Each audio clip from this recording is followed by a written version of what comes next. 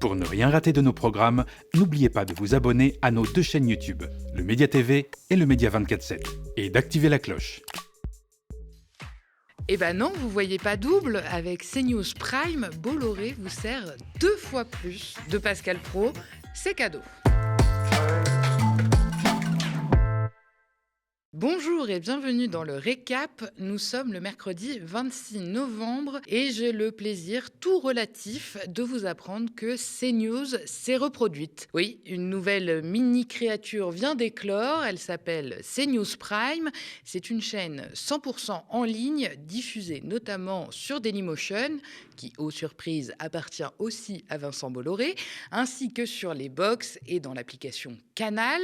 Et ce n'est pas un hasard, parce qu'en quittant la diffusion hertzienne, fini les garde-fous et les temps de parole, adieu les obligations de pluralisme, CNews Prime peut désormais faire ce que sa grande sœur a élevé au rang de spécialité, à savoir dérouler le tapis rouge à l'extrême droite, sans même s'embarrasser des règles du jeu. Et cerise sur le calendrier, le lancement de la petite sœur tombe pile le jour où démarrait la commission d'enquête parlementaire sur la neutralité, le fonctionnement et le financement de l'audiovisuel public exigé par le groupe d'Éric Ciotti. Alors, le grand lancement de la nouvelle chaîne du groupe Canal a eu lieu hier, à 9h tapante, presque par surprise.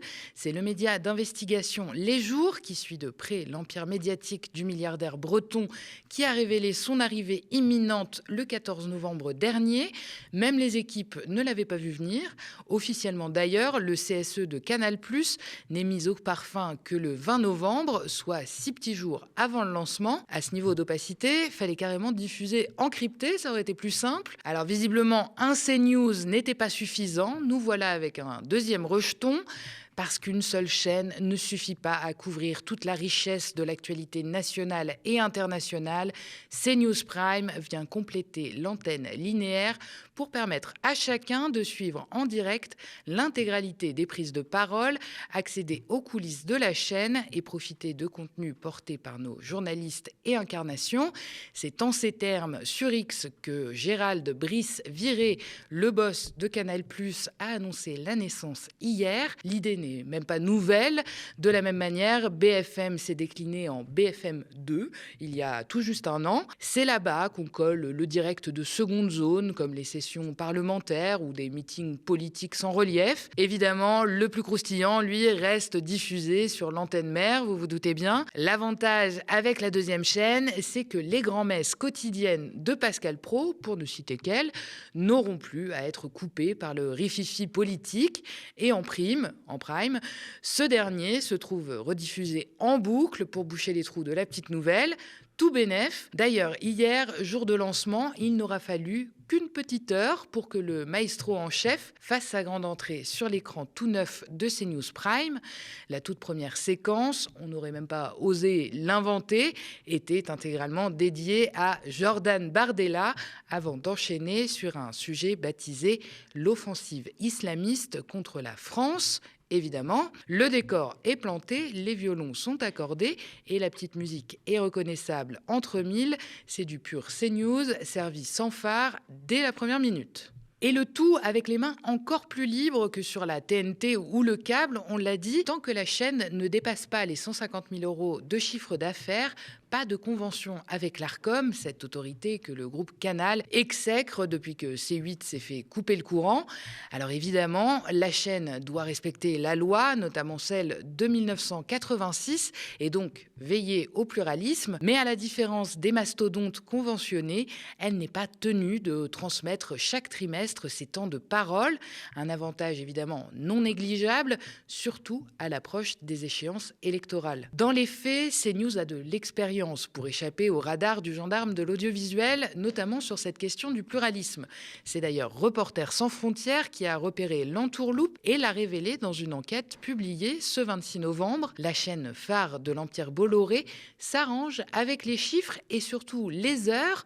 Pour rester dans les clous, elle dope artificiellement le temps de parole de la gauche à coups de rediffusion nocturne en rafale, pendant qu'aux heures de grande écoute, elle privilégie évidemment l'extrême droite. droite. Exemple, en mars 2025, d'après les chiffres déclarés par CNews à l'Arcom, la gauche semble miraculeusement surreprésentée avec 30,4% du temps d'antenne, sauf que dans le détail, 39% de ce temps provient de rediffusions nocturnes et les programmateurs ne gênent pas.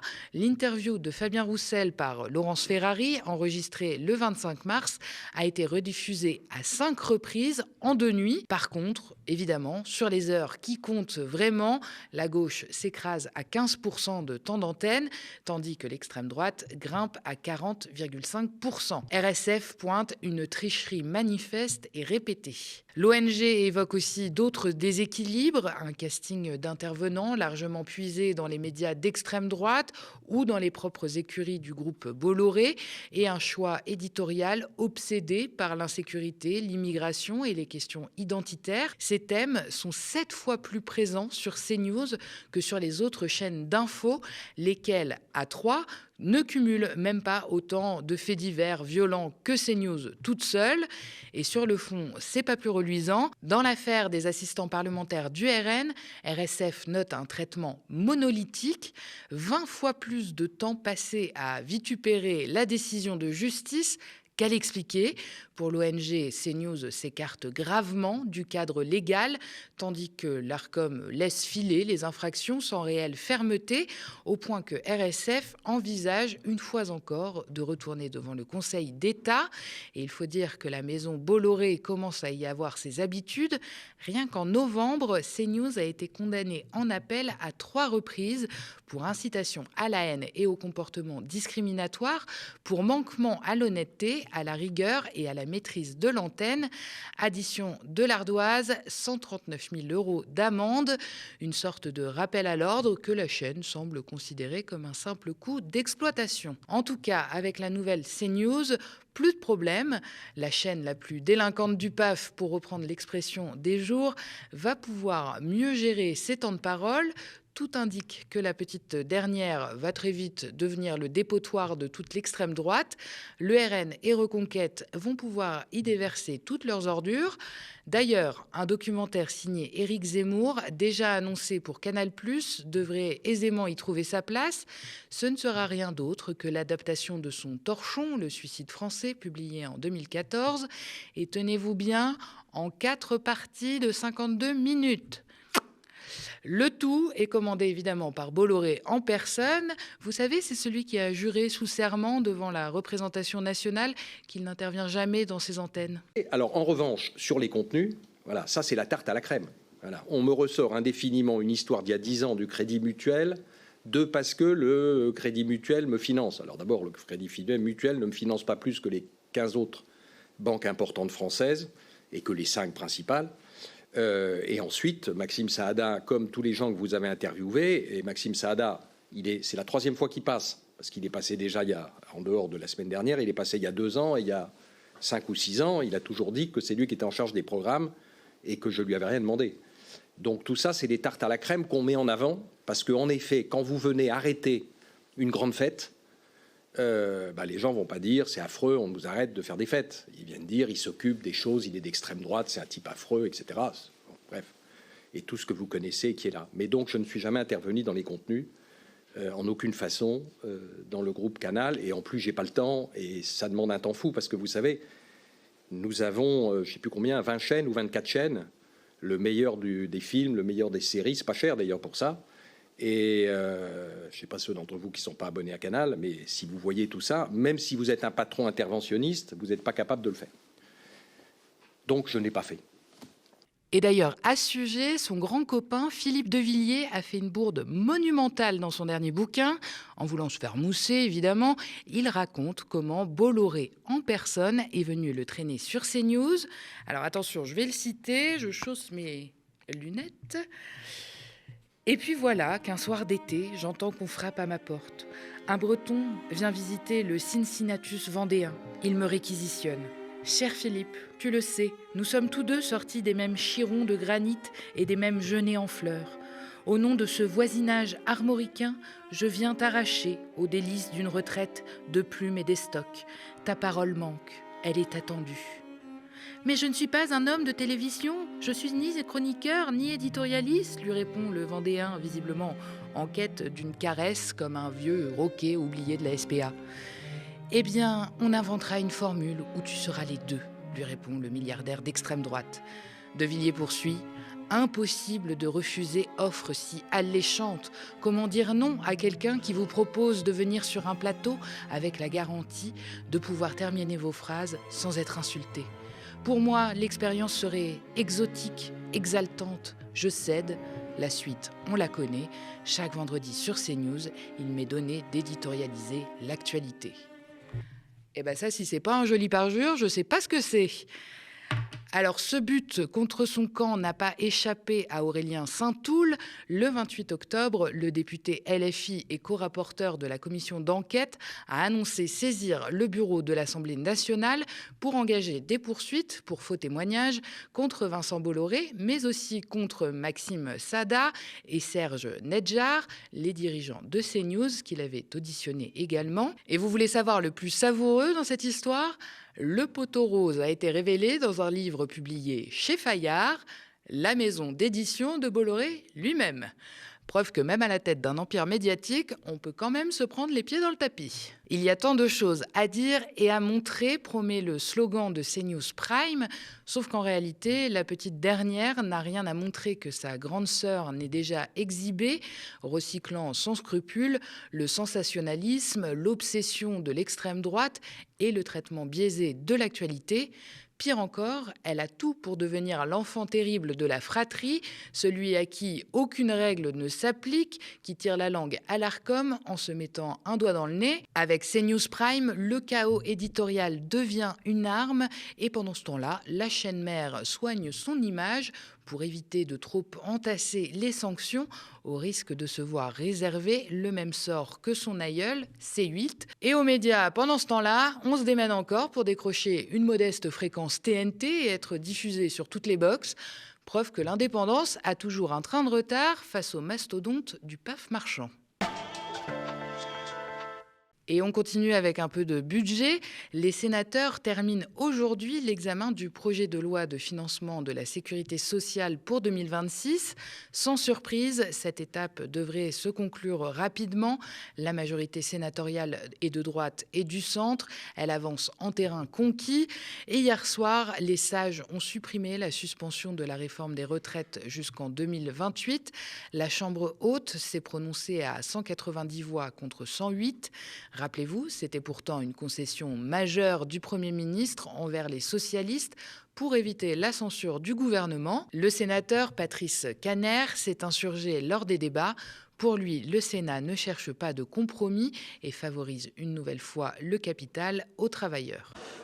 Depuis une semaine, c'est la France des salariés, des retraités, des chômeurs, des pauvres et des malades que vous avez décidé de matraquer. Un matraquage méthodique, inique, cynique des quelques avancées qui avaient été obtenues à l'Assemblée nationale pour les Français. Par idéologie, vous avez rétabli le gel des pensions de retraite et des prestations sociales. Par idéologie, vous avez rétabli la taxe sur les mutuelles. Par idéologie, vous êtes allé jusqu'à ajouter une mesure pour allonger la durée du travail. Et je n'oublie pas la suppression d'une recette de 2,7 milliards d'euros qui était assurée et assise sur les produits de placement de nos concitoyens les plus aisés. Par idéologie, vous vous apprêtez maintenant à rétablir la réforme des retraites de 2023. Vous assumez donc pleinement de voler des années de vie à 3,5 millions de Français. Car c'est de cela qu'il s'agit. Des années de repos méritées après une vie de travail. C'est injuste, c'est inacceptable. Au fond, mes chers collègues de droite sénatoriale, vous employez les mêmes mots qu'en 2023. Retour sur le futur. Les mêmes postures, les mêmes dénégations, le même choix de protéger le capital et la rente plutôt que les travailleurs. Cette même idéologie, on y revient et nous l'avons combattue pied à pied. Mes chers collègues, les Français ne vont pas bien, mais ils nous regardent, ils vous regardent. Et croyez-moi, ils sauront se souvenir de vos choix de société qui les sacrifie sur l'autel de l'austérité budgétaire. Nous voterons pour le maintien de la suspension de la réforme des retraites, par conviction et pour protéger celles et ceux qui travaillent. Outre ce sujet de débat, les sénateurs socialistes défendent un amendement ciblant les contribuables les plus fortunés, une forme d'emprunt forcé exceptionnel, un prélèvement temporaire sur les hauts patrimoines dont son rendement espéré est de 6 milliards d'euros. Du côté de l'Assemblée, les longues discussions autour du budget se poursuivent. Ce matin, sur BFM TV, l'ancien président François Hollande suggérait de ne pas écarter l'utilisation de l'article 49.3 face au blocage budgétaire. Il ne faut jamais se priver d'une disposition constitutionnelle, a-t-il dit. À la suite de cette intervention, le député insoumis Éric Coquerel qualifie l'ancien président socialiste de poison pilote du PS pour trouver des pistes de compromis avec le macronisme.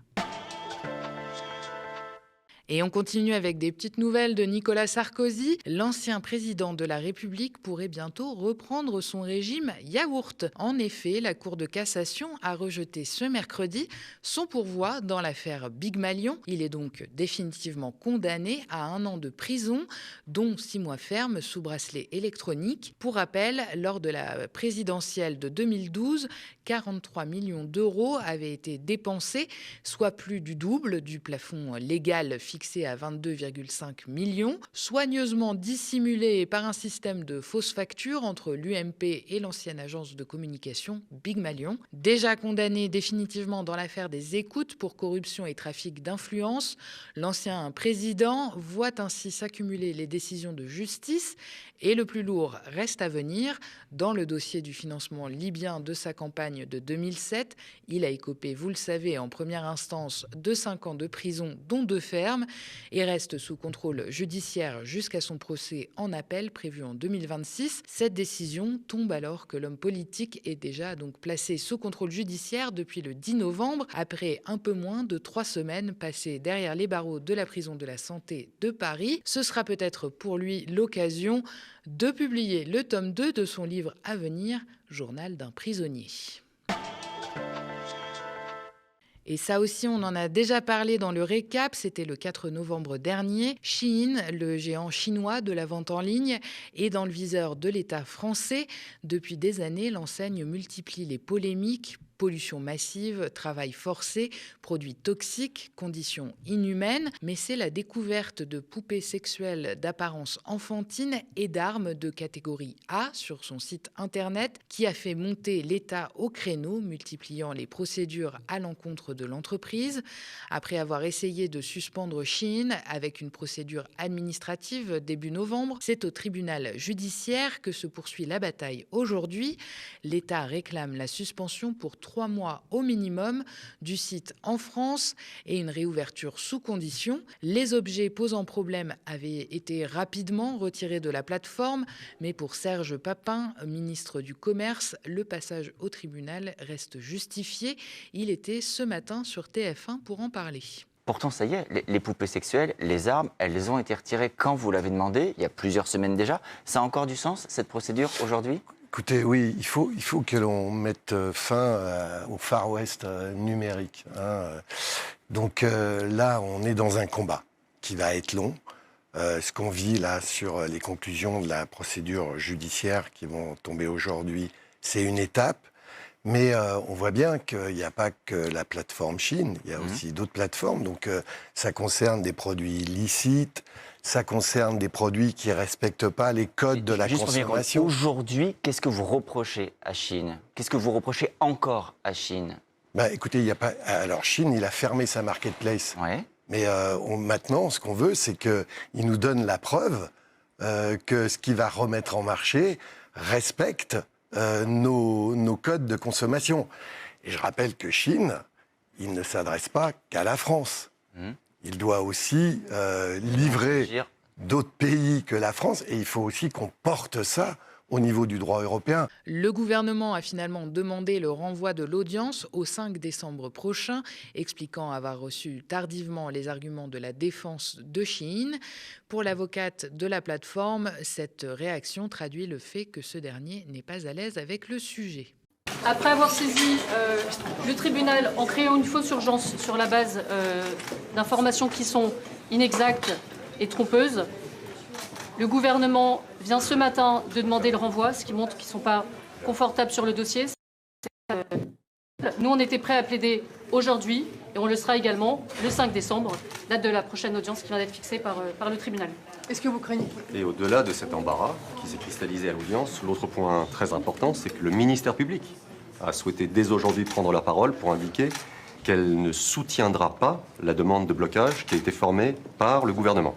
Et ça, c'est un point important qui traduit aussi la situation et les arguments que nous avons avancés et qui ont certainement d'ores et déjà été anticipés par le ministère public. Et ça, c'est un point extrêmement important aussi. Merci beaucoup. Merci. Bon, après Shein, AliExpress, Temu et Wish, c'est aussi au tour d'eBay d'être visé par une enquête. Ce matin, le ministre du Commerce a également fait savoir que l'État s'apprête à assigner en justice AliExpress et Joom, 2 autres plateformes de vente en ligne pour vente de poupées pédopornographiques. Ce mercredi, Moscou a confirmé qu'une rencontre entre un émissaire spécial américain et Vladimir Poutine est prévue la semaine prochaine. Le rendez-vous vise à discuter des quelques points de désaccord, je cite, qui bloquent la conclusion d'un accord avec l'Ukraine. Pendant ce temps, à Bruxelles, la présidente de la Commission européenne, Ursula von der Leyen, affirme que l'Europe soutiendra Kiev sans relâche. L'Europe doit maintenir la pression sur la Russie jusqu'à ce qu'il y ait une paix juste et durable. Et je veux être très claire, l'Europe se tiendra aux côtés de l'Ukraine et la soutiendra à chaque étape, a-t-elle déclaré. Le conseiller diplomatique du Kremlin a balayé d'un revers de main les accusations européennes. Je le cite, « Les Européens cherchent à se mêler de toutes ces affaires de manière tout à fait inutile, il me semble ». Merci d'avoir regardé cette nouvelle édition du Récap. N'hésitez pas à nous laisser vos impressions en commentaire si vous nous regardez sur YouTube ou via email si vous nous regardez à la télé. Et souvenez-vous, il y a un peu plus d'1 an, le média était auditionné par l'Arcom pour investir la TNT, puisqu'on en parlait. Mais plutôt qu'une chaîne libre et indépendante comme la nôtre, l'Arcom a préféré le projet du milliardaire Daniel Kretinsky. Mais aujourd'hui, de nouveaux canaux se libèrent sur la TNT nationale et la TNT francilienne. Alors le média compte bien y candidater si l'Arcom en décide ainsi. Et comme toujours, nous porterons un projet commun avec nos camarades médias indépendants qui le désirent. Alors si ce projet vous intéresse et que vous voulez nous soutenir, signez et faites signer notre pétition sur tntdesindés.fr. Et n'oubliez pas que l'indépendance a un coût quand on n'a pas de Bolloré. Alors si vous avez envie de nous donner un précieux coup de pouce, n'hésitez pas à vous abonner aux médias ou à faire un don sur notre site internet. Vous pouvez aussi parler de nous autour de vous et nous suivre sur les réseaux sociaux. D'ailleurs, en attendant la TNT, retrouvez-nous sur nos 2 chaînes YouTube, Le Média et Le Média 24/7 pour ne rien rater de nos programmes. Très bonne soirée sur Le Média.